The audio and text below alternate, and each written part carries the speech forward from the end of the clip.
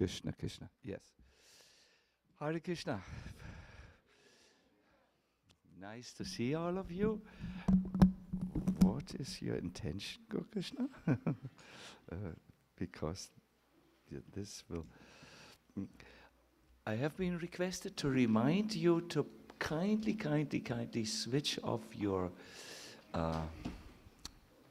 What was it? Your Wi-Fi.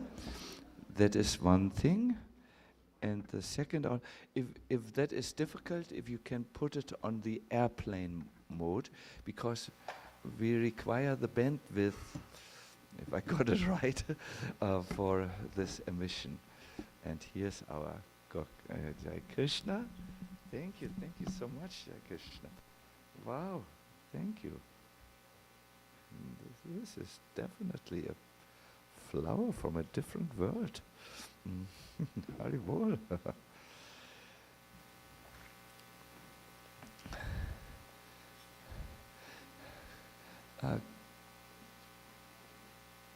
Just to say, Gauravani, you're there.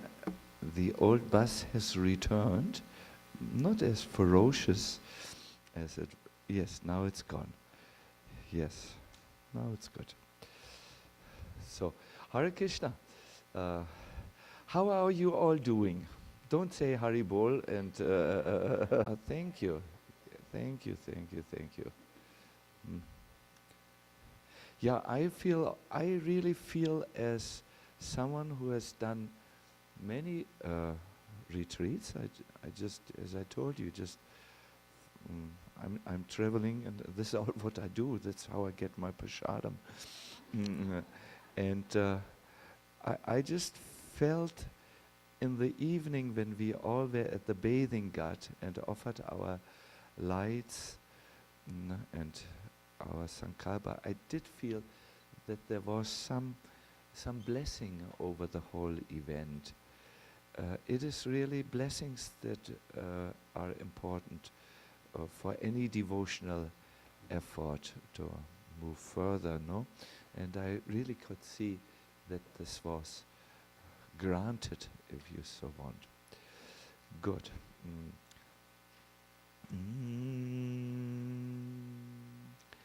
Jaya Radha Madhava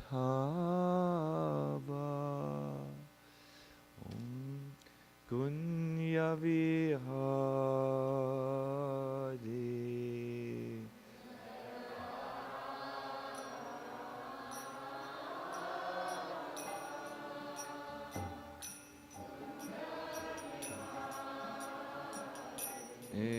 Jaya Radha Madhava Kunya Vihari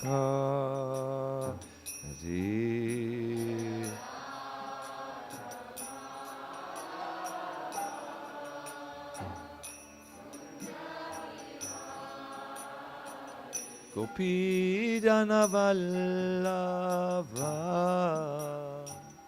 Girivardhari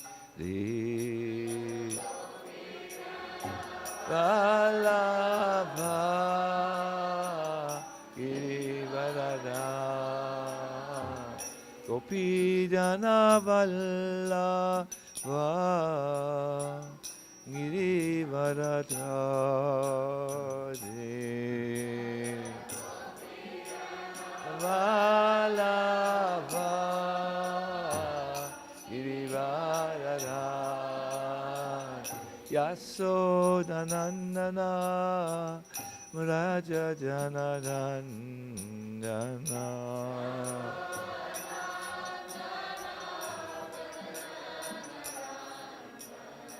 Yasodhanandana Raja Janardana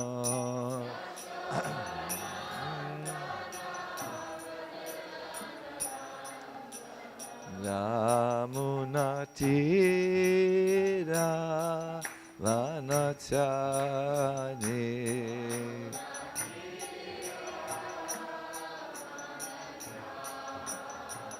Yamuna Tira Vanachari.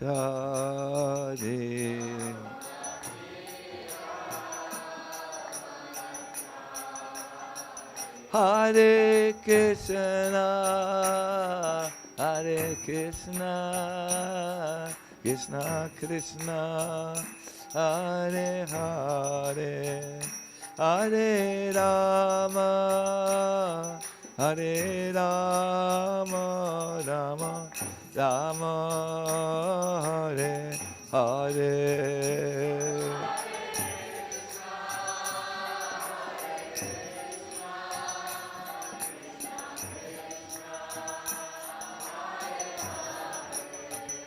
Hare Rama, Hare Rama, Rama Rama.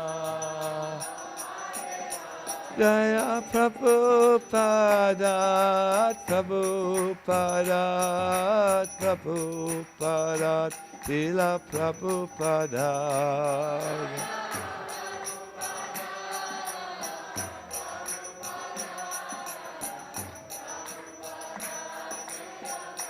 Jaya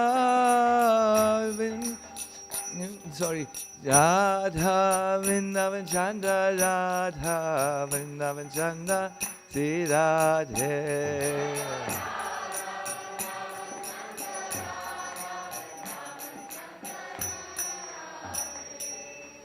Jai Jai Sri Radhe. Syam. Oh, some. My dear devotees, we are a little late, and that's totally all right. So I will make up time, like an airplane pilot. We are making up the time now, so we need to go a little faster. Om Namo Bhagavate Vasudevaya.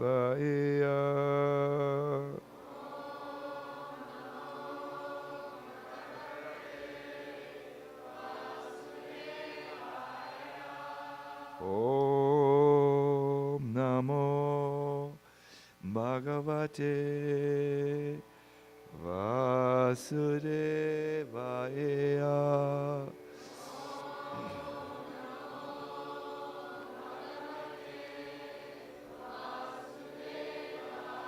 Om Namo Bhagavate Vasudevaya.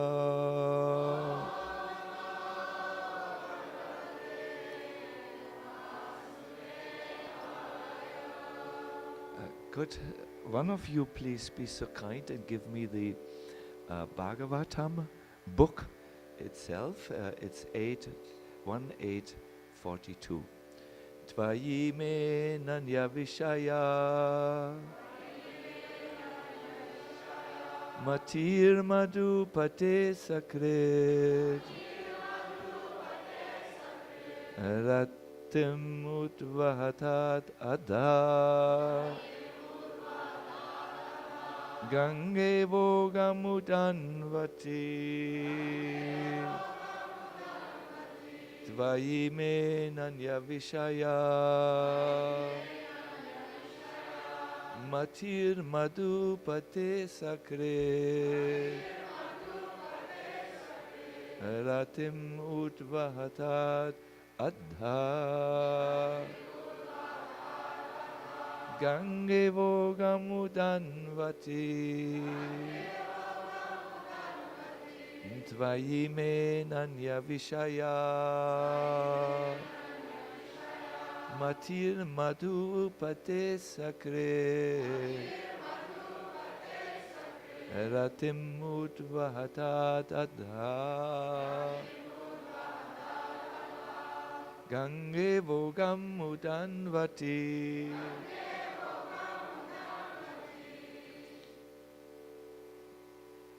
Please.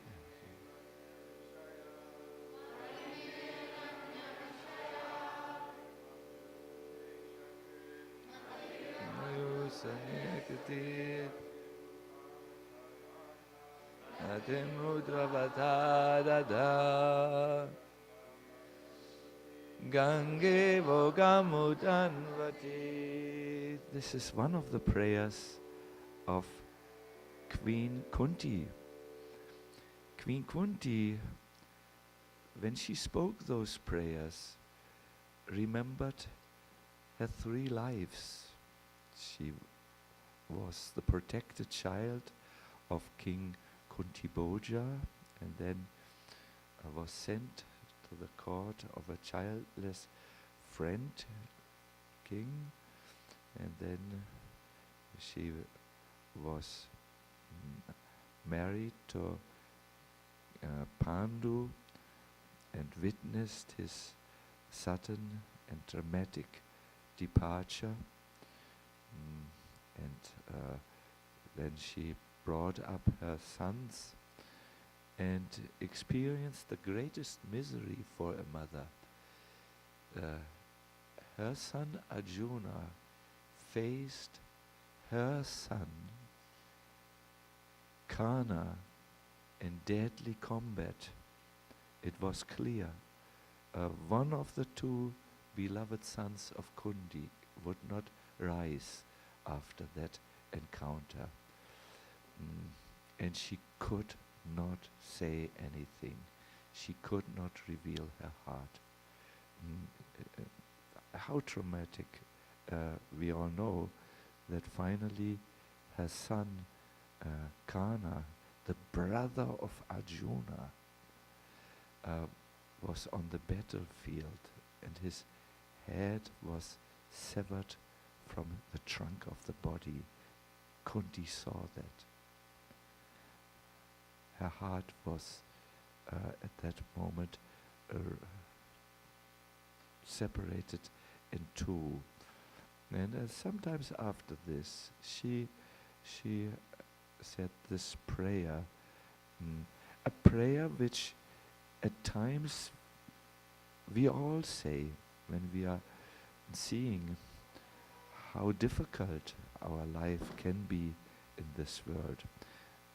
Now, thank you so much.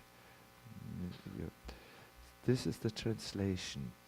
She understood that all relations in this world can, when the circumstances change, become sources of disappointment and trouble. So there's only one relationship which is not affected by changing circumstances. To whom? To Krishna, yes, you know. So this is what she says. O Lord of Madhu, I have a wish. As the Ganges forever flows to the sea without hindrance, let my attraction be constantly drawn unto you without being diverted to anyone else.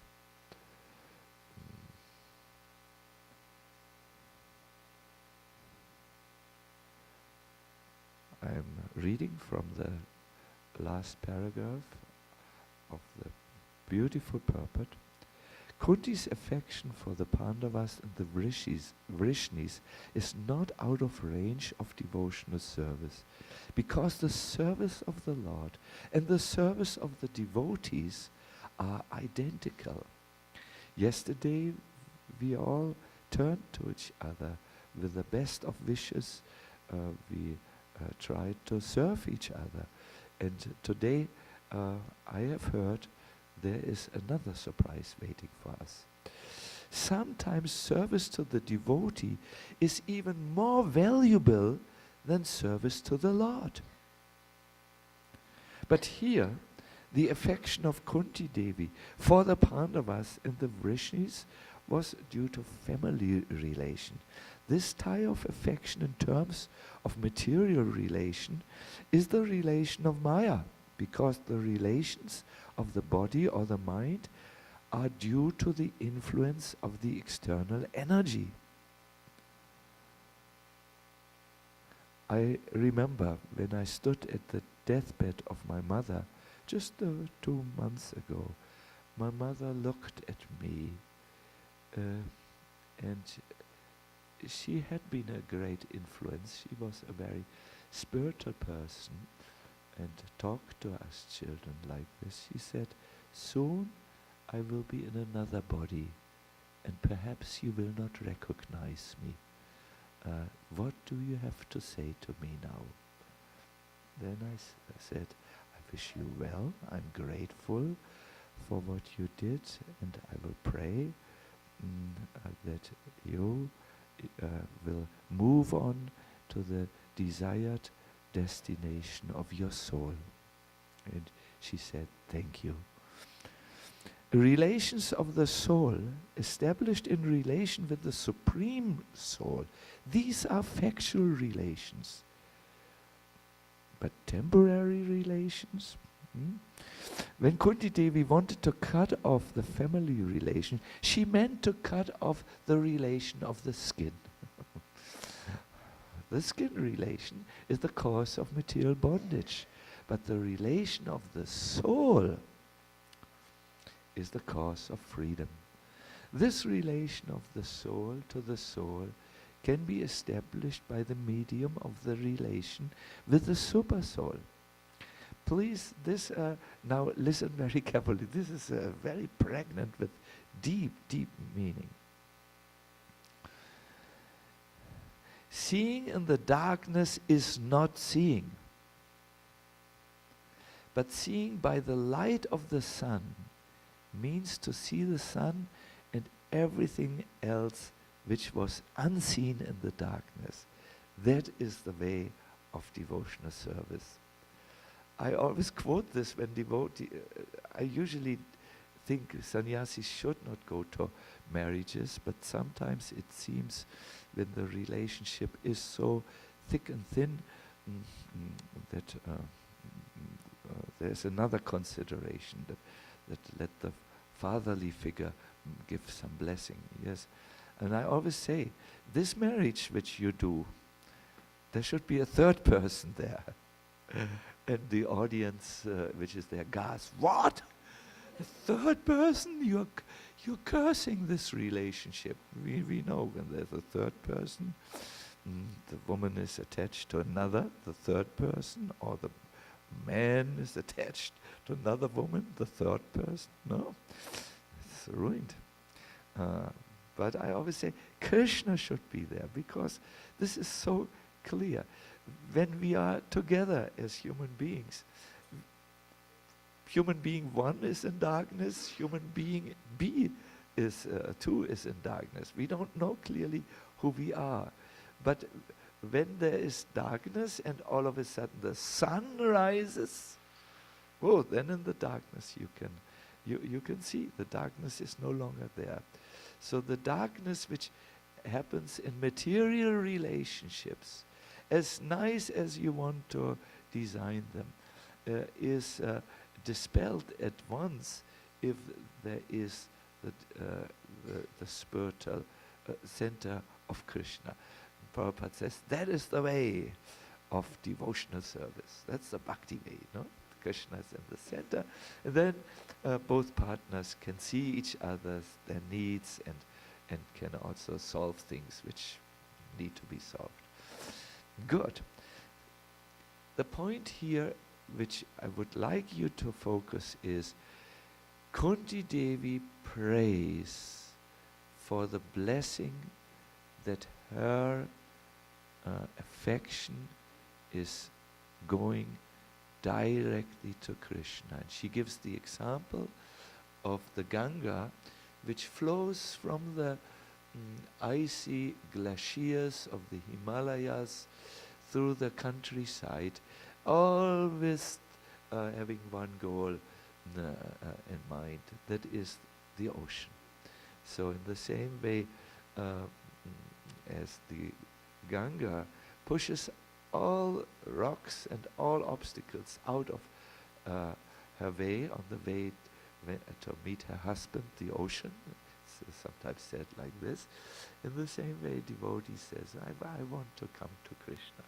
But this is coming only from the hearts of and the lips of a confidential devotee of the Lord.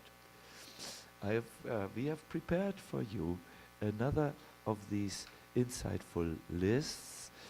Some of it I take from Keshava Maharaj, a very wonderful devotee and dear associate. What is a conventional devotee like? There are three devotees: a conventional devotee, a committed devotee, and a confidential devotee. And as you hear this, you might get a clue where you are now and where you can go if you are interested in spiritual advancement. So the conventional devotee has a certain focus. He's focused on their identity and social position. How am I seen in the group? What do I contribute to the group? And so on. And they are usually attached to the externals of whatever they are following. Yes, you can see conventional devotees coming into the temple room, and then they take off their hat perhaps, they take off their shoes, they are extremely humble for some time, and they take a selfie with the deity. I was there, and they posted on their Facebook, I'm a pious Hindu, yes, or a good Hare Krishna, Hare Rama, and so on. Such a devotee says, yes, Krishna is part of my life on a Sunday, or on some days of the week, or during the holy name immersion retreat, you know.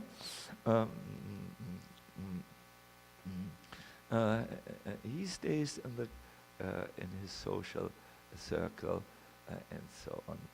Now there is a committed devotee. He is concerned or focused on his practice, his sadhana.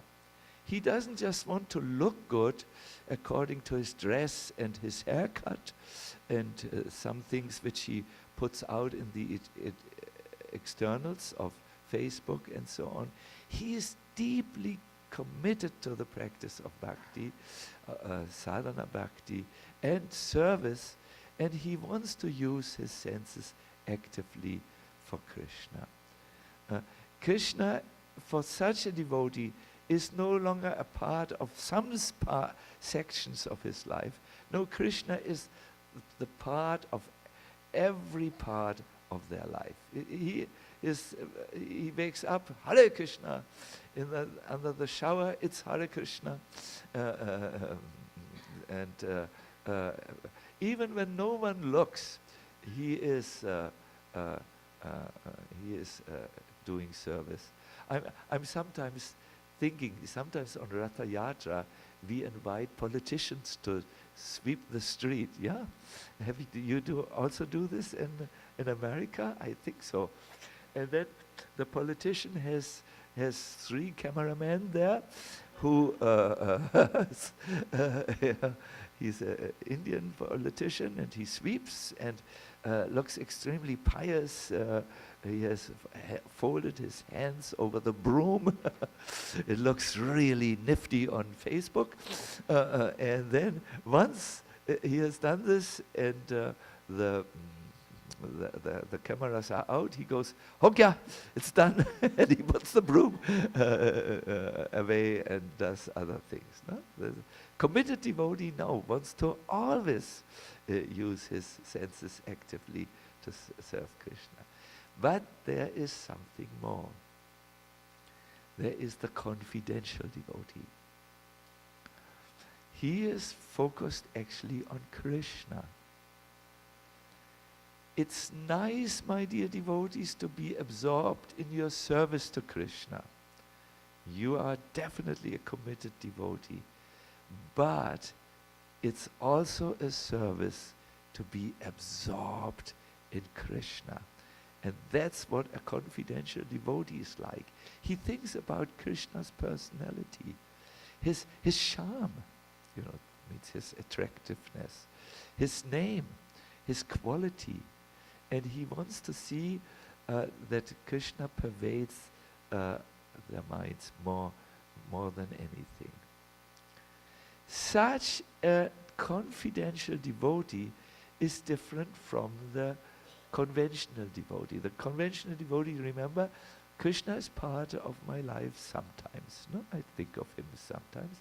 The committed devotee will think, no, Krishna is part of every part of their life. But the confidential devotee, well, they want to enter Krishna's life. They lose the sense of their own lives. Do you get it? I know some of you are engaged really in copying this. We will leave it on because it's good to listen. If your attention goes now into writing, you will be, I am also a note taker, you will be in stress. Oh my God, hopefully I catch everything. We will put it on and you can make a snapshot with your mobile telephone or write it in peace in your thing. The conventional devotee has a certain attitude. Let's go there. They are always asking something from Krishna.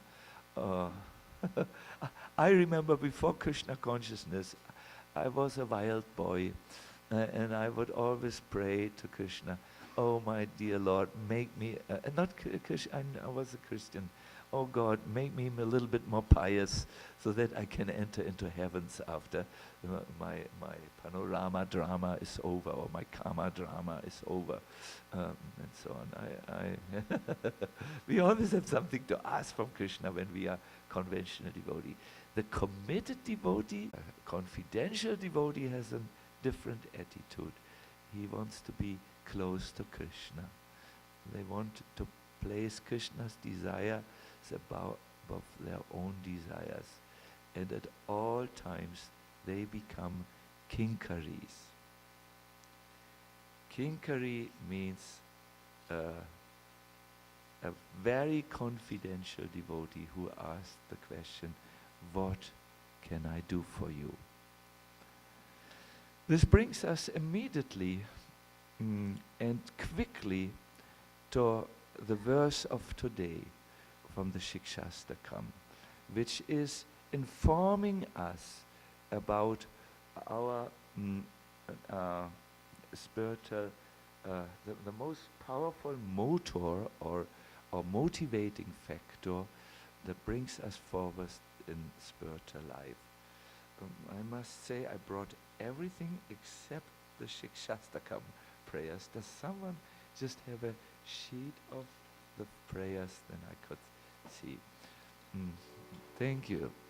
So can we please repeat this together? If you have the sheet of paper with you, please repeat. If you don't have it, you will somehow stumble along. That's or most of you know this also. Ayinanda tanuya kinkaram patitam mam vishame bhavam buddho kripaya tava pada pankaja stita dulisadisham vichintaya. Here you see the confidential devotee. He wants to enter Krishna's world. He doesn't want to make Krishna part of his tiny little self-constructed world. No. He says, O son of Nanda, I'm actually your eternal servant. But now I have fallen into the violent ocean of material existence. Mercifully place me as a particle of dust at your lotus feet. The conventional devotee wants to stay in this world, wants to do his things his way, and yes, sometimes give some result to Krishna. The confidential devotee actually longs for Krishna because he understands this world is a dream only. The dream is also good. Patanjali says the world is good for two things. Listen carefully. It will be very important for you to understand. First thing, to make experiences, to learn, to make multiple experiences. And the other is for moksha or mukti or liberation. So when a soul has made the experience, oh yes, this is the shadow world. It resembles the real world, but it doesn't have the satisfying substance. Then he doesn't chase shadows any longer. And he says, I close my chapter here. I want to now move towards Krishna. I want to go to him. This is very important. I personally observe in my being not just one type of devotee. Sometimes I'm a committed devotee. Sometimes I'm also a conventional devotee. For instance, I thought when I was sick, today is my first day when I'm better. Oh, why did I go to America? America. Why not stay? I have good Gaurabhavan, ashram at the lake. Very nice situation. Good prasadam. Enough. And I can do service. I was thinking a little bit of my comfort zone. Not so much about where I can surrender to Krishna. Then today I'm a committed devotee. I want to really give my best. And when I'm in Vrindavan, I think, wow, there is the world of Vrindavan. Like today, I was sitting there and I saw this beautiful picture of Krishna Balaram running at the banks of the Jamuna. Please, you must see this and make a snapshot of that photo also of that picture. And I thought I would run along the banks of the Jamuna, and so on. Confidential thoughts came. Good. Do you understand it? Is it interesting? I find it very, very revealing, very revealing. But I think in our spiritual life, we should all have an aspiration to go back to Godhead, to leave our self-constructed narrative stories about us and go to Krishna. Good. Prabhupada has once given a beautiful lecture. It was in 1969, where he instructed the devotees to think about this becoming confidential devotees when they chant. He said, imagine new devotees, in some of their veins still some substances are floating from previous use, but he addresses them. So we are addressing Hare Krishna, Hare Krishna. Oh, the energy of the Lord. Who's that? Radharani. Yes. Oh, the energy of the Lord. Oh, the Lord. Please accept me. Then something changes in Prabhupada's mood and voice. He becomes very thoughtful and overwhelmed with his own devotional feelings. And he continues, that's all. Please accept me. We have no other prayer. Please accept me. Lord Chaitanya taught that we should simply cry and we shall simply pray for accepting us. That's all. So this vibration is simply a cry for addressing the Supreme Lord, requesting Him, please accept me. Please accept me. Twice he says it.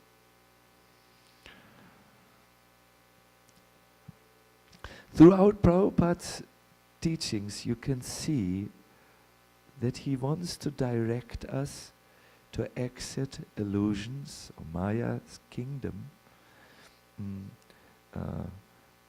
to understand the lessons we have learned there already, and to move towards Krishna. In this Bhagavatam commentary, he says, for instance, this crying is the last word in the progressive path of devotional service. One who can cry for the Lord in love is certainly successful in the line of devotional service. My dear devotees, are you sometimes thinking of Krishna, whom you have forgotten and left? The whole thing about what you're doing is to start to remember Him with some feelings. You shouldn't think it's all right that you are separated from Krishna. It's all right. No, everyone is like this. I always like to say, there's a saying about the Apache Native Americans, when your horse is dead, don't just sit on your dead horse and say that the horse of my neighbor is also dead. He's in the same precarious situation, and be satisfied. No, get a new horse, and continue. So yes, on our journey, we should grieve if we are not, if we have not waken up from the dream sufficiently. Within the dream of material life, we also cry. These are the tears of the samsarika, the person who is caught in the repeated wheel of birth and death. He cries out of frustration. Madhvacharya says, if you would add all the tears of the conditioned souls in this world, you would obtain an ocean of tears. Samsarika tears, they are unavoidable. I'm trying to counsel devotees, and very often, I know, I have always, when I'm doing my seeing the devotees, I have a thing with tissue papers for the eyes. And also men cry, not just women.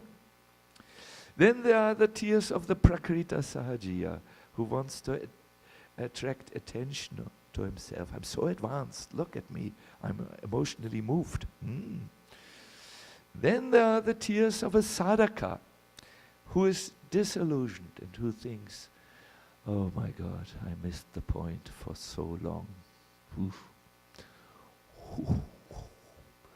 Rupa Goswami says, humility comes when you understand you have made a mistake. I was mistaken. And then there are the tears of the citta, the tears of love. Now, these particular devotional feelings, my dear devotees, are all arrested in your heart. They are there. I have studied 3 older devotees while I was there, and I have seen that they have built an armor around their hearts. They have seen so much difficulties that in order to protect themselves, they have 3 I have already identified here. 1 older devotee, 2 not so old devotees. Names are not given here in a public. But all of us, also the busy people amongst yourselves, or all of us have somewhere these very sweet emotions of longing for the perfected state, and so on. And you will be able to release these powerful spiritual emotions which are pent up, is it called pent up, or in the heart, through one particular very nice method, which is the teaching of Chaitanya Mahaprabhu. Sometimes in a lake you have this floodgate. Is it called a floodgate? When you open it, the lake comes out. We all have a floodgate. In German language, ein Wehr. Wehr means in German language is a word to wehren, sich, to defend oneself. We have a defensive floodgate here on our hearts. We are invested with our emotions, mostly in ourselves, in our well-being, or in this world. But this is meant to be released so that it can flow in the right direction to Krishna. No? So this is longing. Longing for Krishna. George Harrison said, we're separated, we are always together with Krishna. Prabhupada. Prabhupada appreciated the sentiment that yes, God is everywhere. And he said, yes, he's everywhere, like the sun is everywhere. But like the sun is sometimes clouded, and then we can't see the full sunlight, then we feeling chilly, we feeling cold. Those who are from England know this. The sky is always overcast with clouds. So in the same way, yes, and there are still, of course, a little light is there. But my dear devotees, the full bright sunlight of Krishna consciousness will turn you into an ecstatic human being. Wow! A truly blissful person. Yes, we can appreciate Krishna's presence everywhere, but this is not yet ecstasy. Huh? So, this longing you might feel, you want to hear a little bit more about it. And by Krishna's mercy, I found yesterday this quotation which I had read it millions of years ago. I mean, not millions, 20 years ago, but then I didn't know where it was. And I found it yesterday with the help of my computer knowing team. So Bhaktivinoda Thakur speaks about the need to understand we are separated at the moment from Krishna. We are not fully connected. He says, it is essential for the sadhaka jivas to cultivate only the mood of vipralamba, separation. And because they have never experienced a meeting with Krishna, their vipralamba will come only in the category of purva rag. What is purva rag? There are 4 states of separation. One is when you were with Krishna, and when Krishna leaves you for a long time. This is the feelings called pravasa, which Radharani felt when Krishna was leaving the chariot, on the chariot of Akrura, the land of Vrindavan. You remember the gopis were hard beaten. Some tried to catch the wheels and say, Krishna, don't go. Others were throwing themselves before the horses of the chariot. Krishna, you will have to trample us before we allow you to go. before you can go. And yet others were climbing on the chariot and pulling Akrura, the chariot driver, down and were beating him. Don't take our Krishna. But Akrura took Krishna away because there was the Leela. And then they felt this separation, which is pravasa, when Krishna was in Mathura and later in Dwaraka. Then there's prema vaichitya. It is when the lovers are together, but they fear already that they will be separated. You know, once Radha and Krishna were sitting together, and a bumblebee went between the two and made it sound. And Radha was becoming so afraid because the bumblebee was so close that she took Krishna, took shelter of Krishna by embracing him. And then one confidential cowherd boy, Madhumangal, saw this and shooed the bumblebee away, and then explained proudly, I have chased Madhusudan away. So Radharani, Krishna is also Madhusudan, and understood, oh no, my worst fears are confirmed. Krishna is not there any longer. Prema vaichitya, a particular ecstatic, inconceivable feeling of divine love in separation. Mana is also there. It is a short time of separation when the divine lovers have separated due to some short quarrel, which is enhancing the nectarian flow of their divine Leela. All these three forms of separations are inaccessible for us. You can forget them. You don't even need to make notes about them, because they all relate to one thing which we have not experienced. That is the direct Leela-drenched association with Krishna. But there is one fourth state of separation, which is for us. It is called purvaraga, the feeling of separation that is experienced before you actually meet the Lord in an intimate, confidential relationship. Without having ever met with Krishna, how can these souls experience separation and purvaraga from him? Often we are asked, how can we feel longing for Krishna?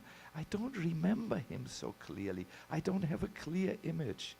Listen, by hearing the Leela Katha of Shri Krishna from others, purvaraga is awakened.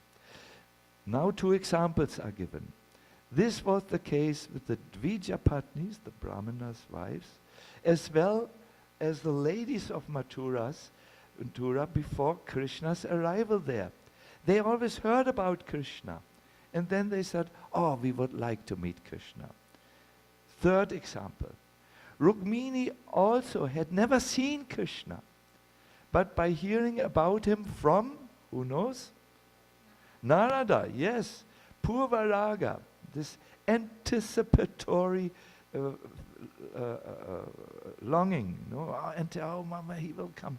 This purvaraga arose within her heart. Thus she became exceedingly anxious to meet with Krishna. Similarly, my dear devotees, by hearing from the Guru and Vaishnavas or by reading the Shastras, the Jivas may have purvaraga, vipralamba, awakened within their hearts. Isn't it when you hear so much about another person, you actually like to meet him? Have you experienced in your life? Now I like to meet him. I have heard about one person, so many good qualities. I know one person, but he's very, very famous, hard to meet. But I have heard so much. Now I long to meet him. And I know my longing, when it becomes stronger, I will find a way to climb over all fences. It will carry me there. So in the same way, my dear devotees, as you hear again and again and again about one person, about Krishna, you will also feel something, because these arrested feelings are there in you. You just need to open the floodgate. And that happens by hearing, by kirtan. I have seen, why did you cry? Why I cried?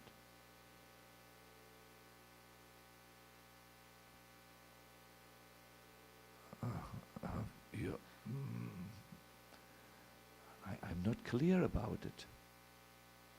What did you think while you were crying? Thinking when I'm crying? I can't think when I'm crying. No, but some mood was there. No, something inside. Or were you empty when you were crying? No. I was first thinking, maybe I have invested in the wrong things in life. That was my first thought. My second thought, dare I say it, was, there is a merciful God who can take me.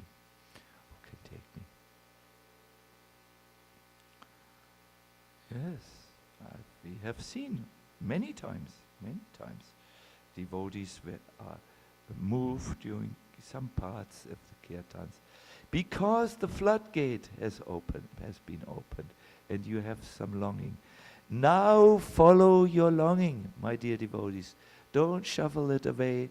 Don't invest it in other things which will keep you inside the dream. But follow the longing. It is your most valuable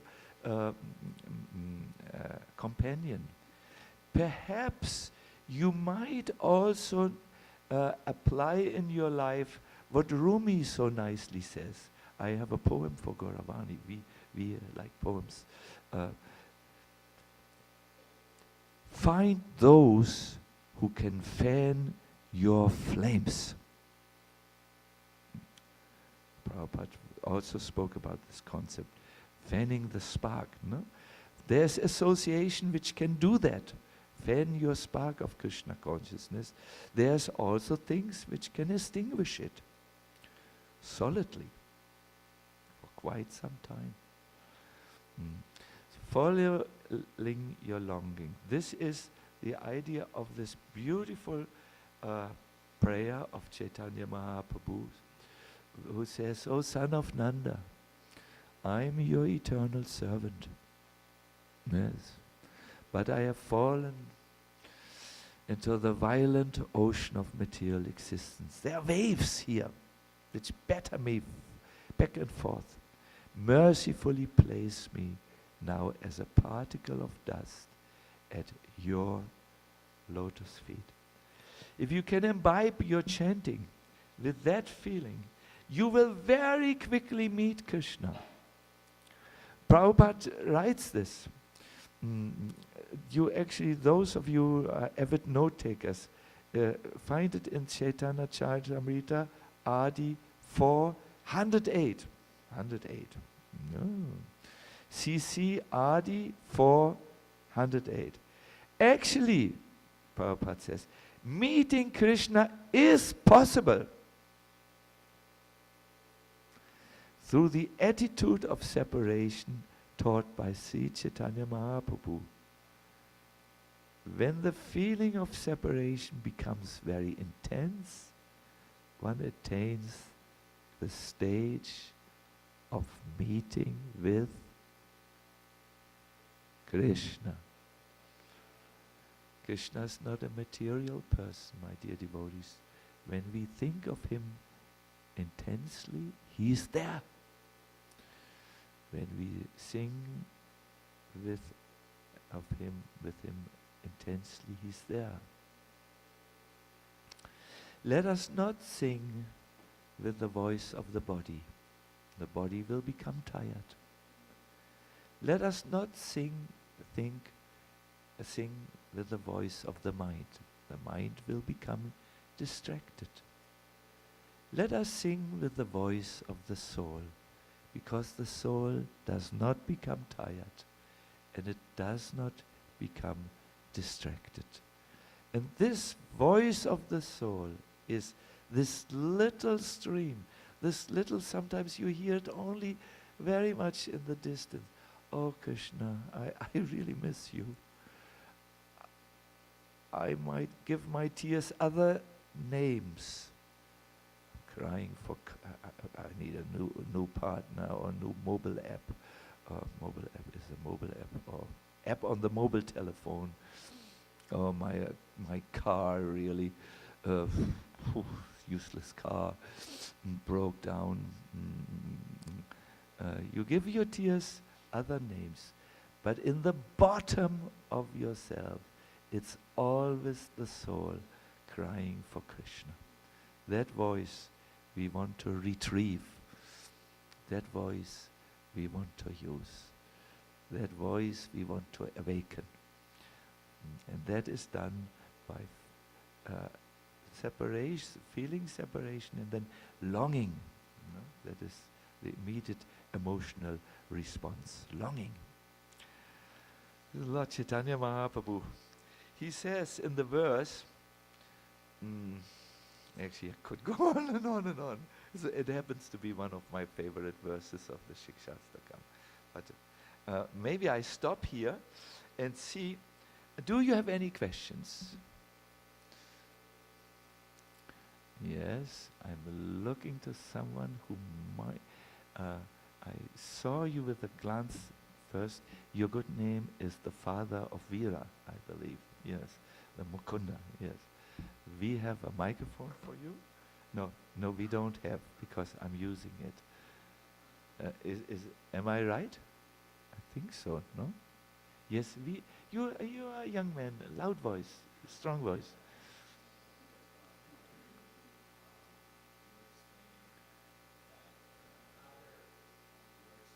I can repeat it, the question, yeah.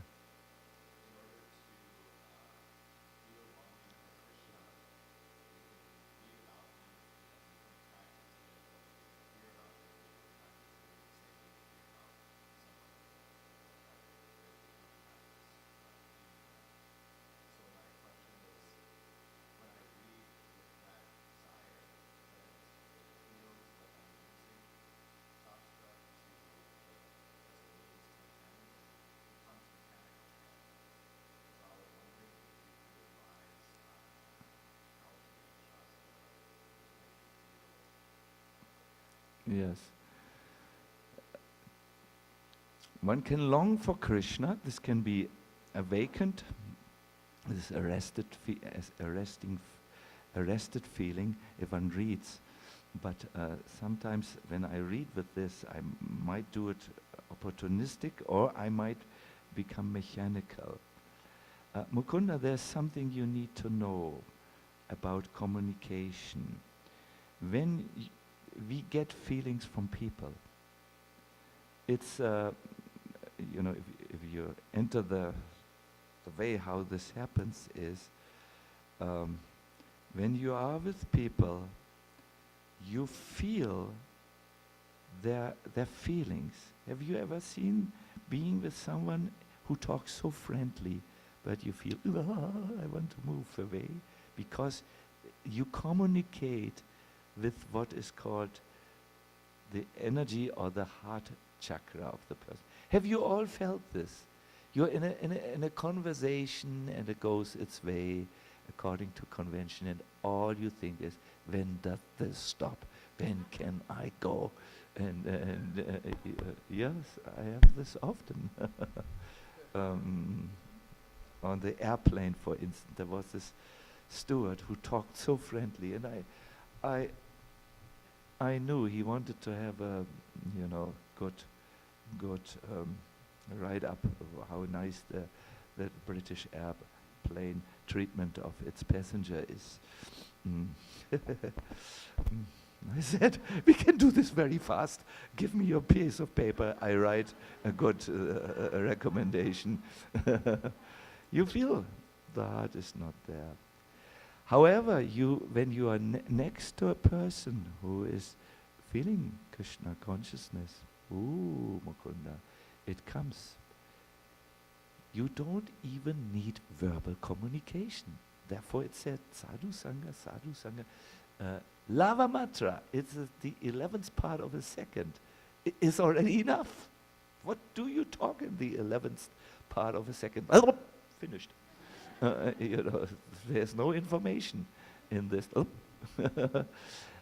But it is conveyed through what he is.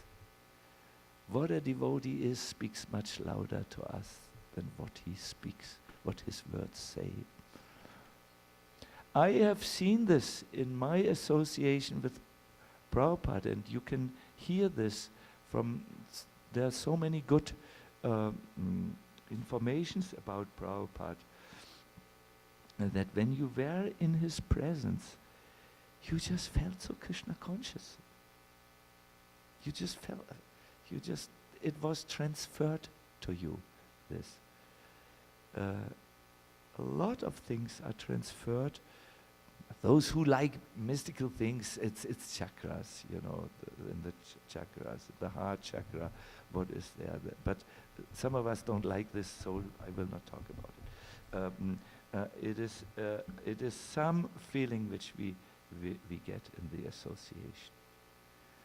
Ask the mother and the father. The baby cannot speak anything, but when the baby is in an affectionate mood, you feel it. You think, my little baby, oh. And so on. There are many, many more important things than words in this world.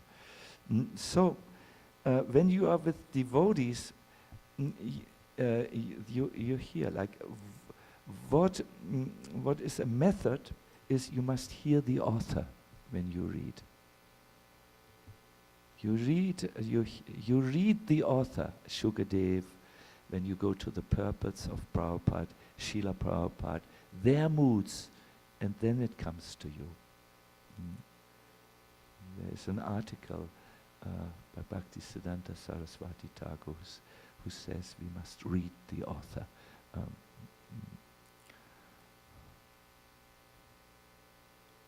Like when you read, for instance, the Bhagavatam, just be there. There's Shukadev Goswami and the king who has now perhaps only 4 days left to live. His urgency is increasing. Or you go into the stories. There's Uttara. Uttara comes to Krishna and says, "My Lord, don't leave me." Now Uttara has just experienced how her husband Abhimanyu has been mercilessly killed by 7 cruel Kuru Maharatis. And Krishna didn't protect Abhimanyu. Now the same Uttara comes to Krishna and says, "Krishna, please, there is a weapon coming towards my womb in order to destroy my embryo." Same Uttara says, "Please save me." So much faith. It had not been shaken when her husband was thinking. So you read this situation, and don't just read the word, read the situation when you are in the Bhagavatam. So much good instructions come. But yes.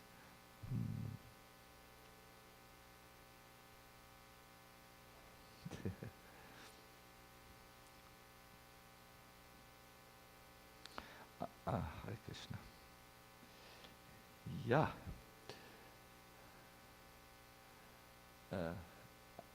I'm I can take one more Mataji, but let us ask this. It is a related question or about Hindu Tattva? No. Related. Good. Yes.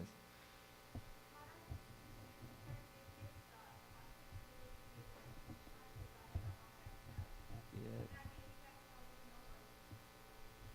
In our daily lives, how do we know what is Krishna's desire?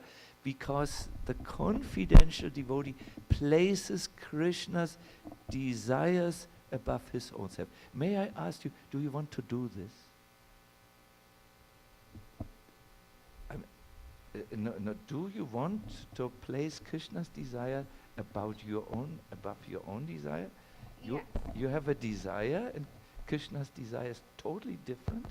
Do you want to hear and then follow Krishna's desire? Yes, Maharaj, I need your mercy for that. Yes, we're coming into troubled waters here. If you give me your mercy, Maharaj, then no, we're asking what is in your heart.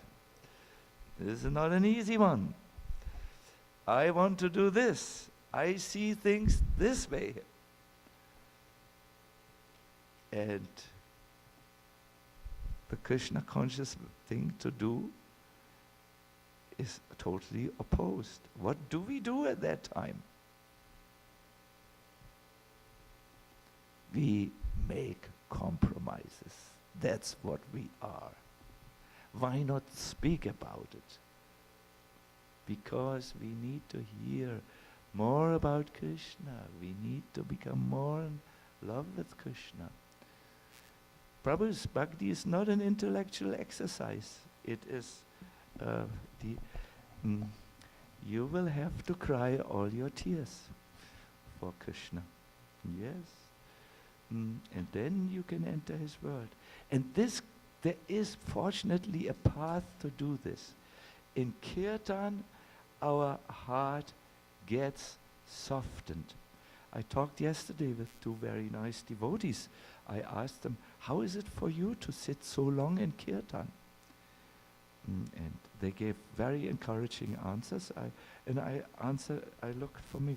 Yes, sometimes I don't like to sit any longer in Kirtan. I'm so tired. And also there are larabas in my, this is a particular American's energy bar. It's available in my cottage and so on. But then I think, come on, this is your chance. Stay in the Kirtan. It is Krishna's desire. How do you find out Krishna's desire? Prabhupada says you have to ask the spiritual master actually. But here's the difficulty. When the spiritual master tells us something we don't like him any longer. No, this is the reality of life.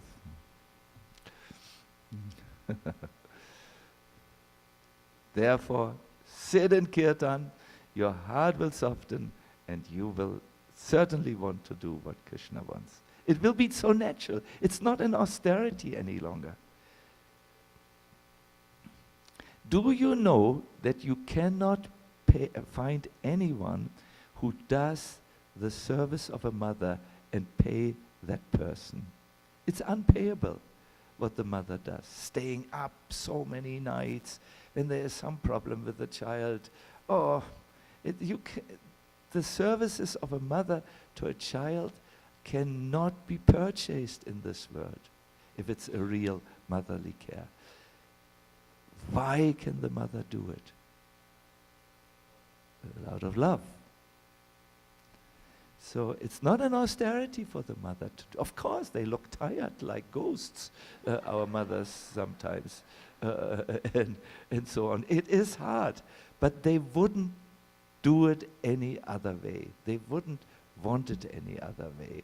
Sometimes out of exhaustion they may say, oh, what did I get into becoming a mother? But the moment the baby cries, and needs a mother, whoop, all thoughts are gone and the mother will take care of the child out of love.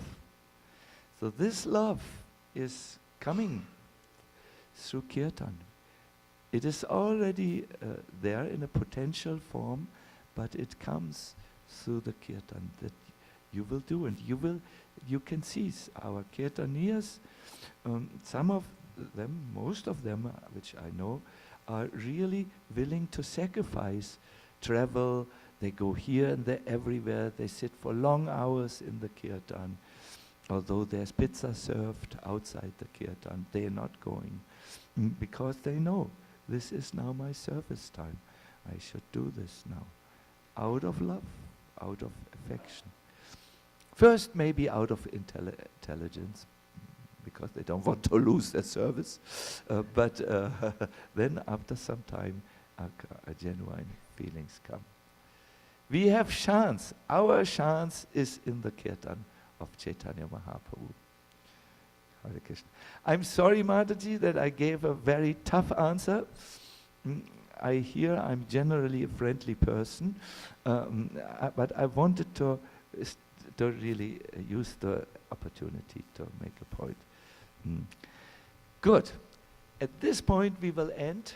Thank you very much for listening. Our Gopi Sundari must be somewhere.